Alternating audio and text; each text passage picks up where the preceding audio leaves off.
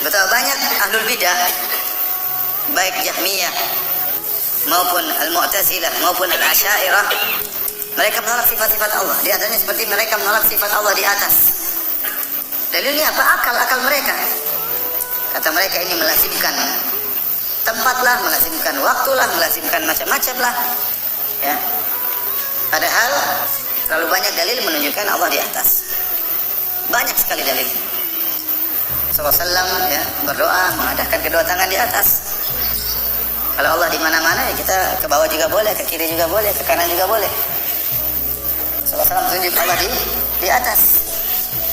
Ya. Waktu Rasulullah SAW di Isra Mi'raj, Rasulullah SAW kemana? Ke atas apa ke Bekasi?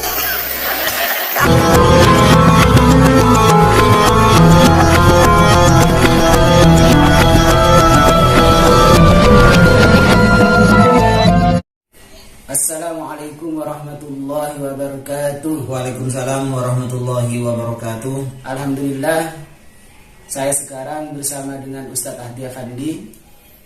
Kabarnya Ustadz, gimana Ustadz? Alhamdulillah, baik. Begini Ustadz, ada pemahaman dari Salafi Wahabi, Allah itu bertempat di langit Ustadz. Di langit apa di atas itu? Itu yang bingung saya Ustadz. Artinya masyarakat bingung Ustadz. Ada yang mengatakan di langit, ada yang di arsy. Yang benar di mana ya? Di mana itu yang benar Ustaz? Iya.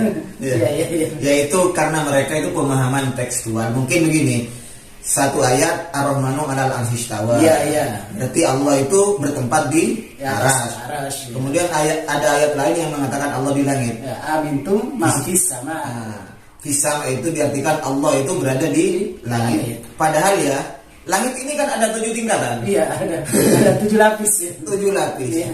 Di aras, kalau aras itu langit tertinggi. Iya. Terus Allah itu di mana? Kalau di aras berarti di langit keberapa? Ini harus dijelaskan langitnya langit yang mana ini. Soalnya kalau secara tekstual Ustaz, kan fis sama. Iya, bisa di langit. Itu kan di dalam Ustaz. Di dalam langit. Iya. Begitu Ustaz. Artinya bertempat.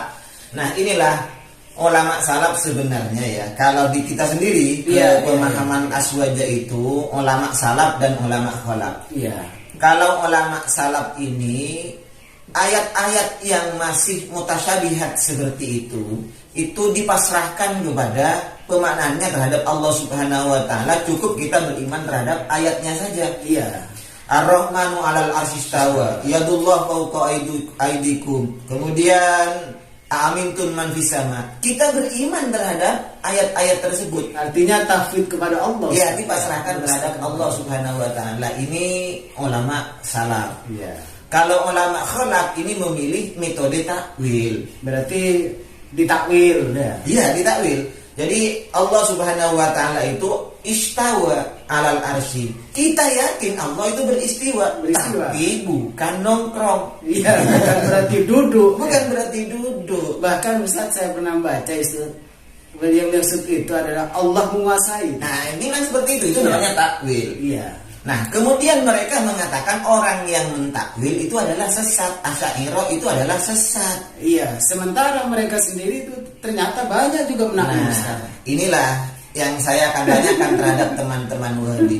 Kalau teman-teman Wahabi ini mengatakan Allah di aras, Allah di langit, berdasarkan ayat-ayat yang seakan-akan secara zahirnya bermakna Allah di langit. Amintun man fis sama. Apakah kamu tidak akan beriman terhadap Allah yang berada di langit? Bagaimana sekarang kalau saya itu mengajukan dalil ayat Al-Quran di surat Al-An'am ayat 3 kalau tidak keliru ya? Ya, gimana Ustaz? Wa huwallahu fis samawati wa fil ardi. Berarti Allah berada di dalam beberapa langit. Allah di langit ya, samawati itu kan jamak. Kalau secara tekstual itu jamak Ustaz. Iya. Wal ardi dan beberapa bumi. Iya. Karena ardun itu jamak juga. Itu lucu Ustaz. Nah, sekarang pertanyaannya, yang betul Allah di langit apa di bumi? Iya. Bumi 7 lapis bumi ke bawah. Nah, ini ayat Al-Quran, kita harus iman loh. Iya, harus iman. Harus iman. Wa huwallahu fis samawati. Dialah Allah fis samawati. Sampai tadi mengatakan fi itu maknanya di. Iya, di. Berarti dialah Allah fis samawati yang ada di langit. Di langit. Wa fil ardi, di bumi. Di bumi. Yang betul yang mana?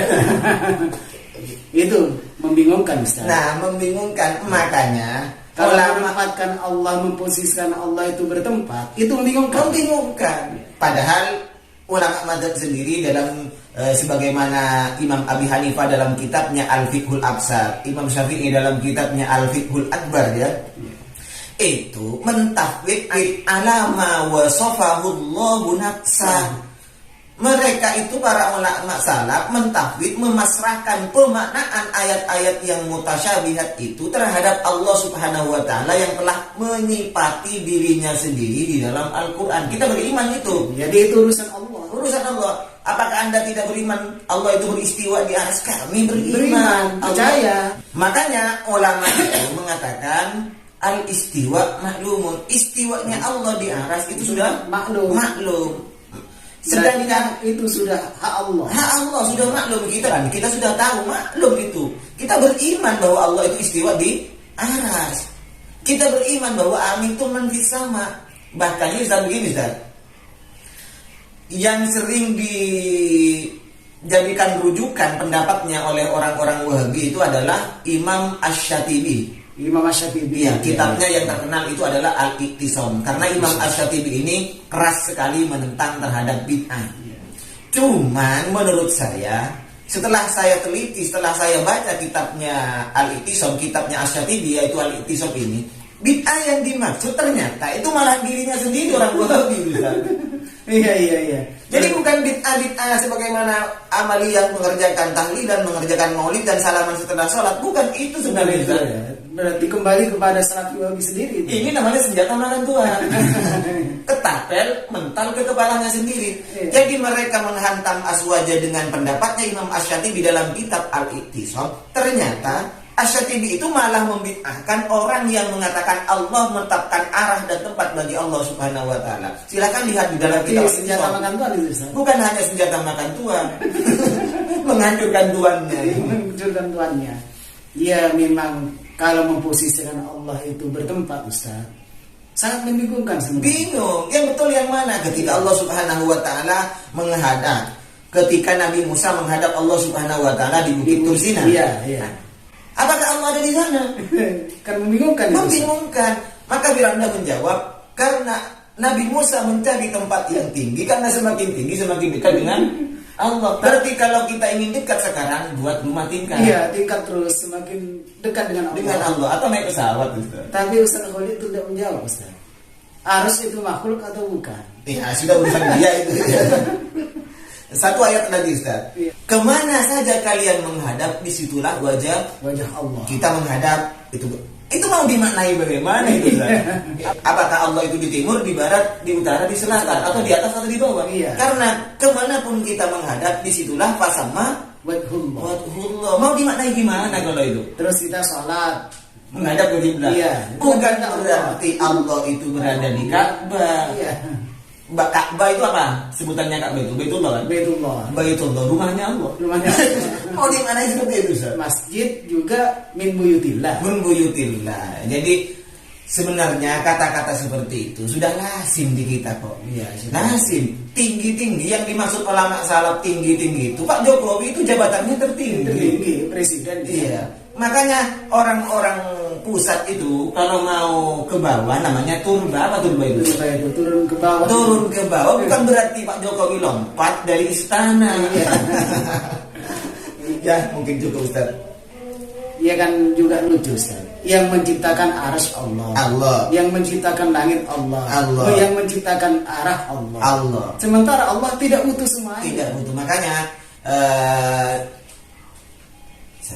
Makanya ulama salaf mengatakan Allah itu menciptakan aras idharon likudratihi la makanan menunjukkan tanda kekuasaan Allah. Iya, Allah menciptakan aras itu sebagai bukti bahwa itu kekuasaan Allah. Bukan untuk ditempati. Kayak kita buat kursi mau ditempati. Ya sudah cukup Ustaz ya? Iya, terima kasih sudah mampir ke sini. Baik, demikian Ustaz ya. Iya. Terima kasih sudah bersama kami. Semoga bermanfaat Ustaz. Amin. Akhiran, wassalamualaikum warahmatullahi wabarakatuh.